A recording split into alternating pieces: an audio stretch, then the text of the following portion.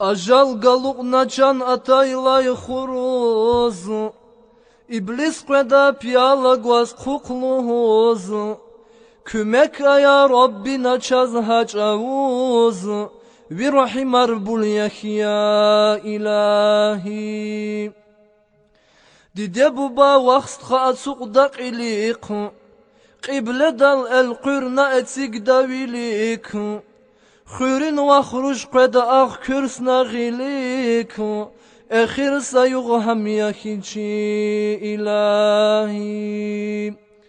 Ağ dikayık kataylay kafanaru, Kuday itsel çxida kiçi çanaru, Vil galaz amukda dünya din malaru, Ekhir sayuq ham yahici ilahi.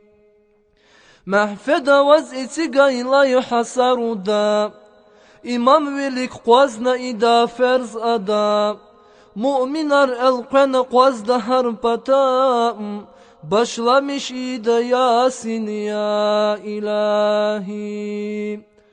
Qada qunat xaylay surun patavu, Anlaqandik hik huray jin halaru, Vil alamaz amukda mahşer din yuqal, Aciz miruna çun ya ilahi.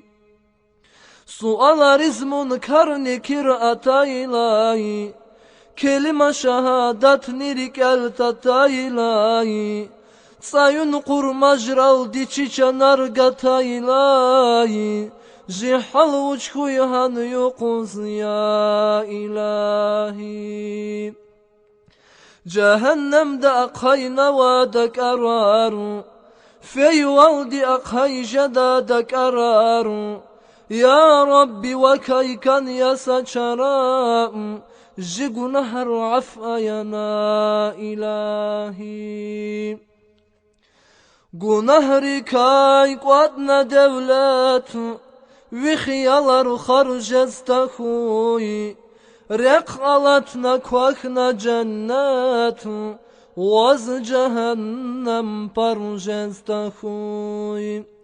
Juat çiz siftek ilahi, Din İslam vihida gilahi, Halk diz avatna vilahi, Wal fasik din tarjesta xuy. Can gudayla qurla tüdü, Vil equriz bağri takvazı, Vun imam dikta maruzu yazı, İblis vaz dostu yarujesta xuy.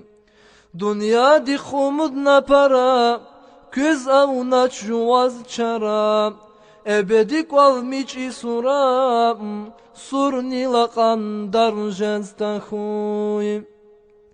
Kilik jesta xuy bey khabaru, Dalu dallaz gunahrin paru, Miqvelay fin yaçetin karu, Sirat şükü çar jesta xuy.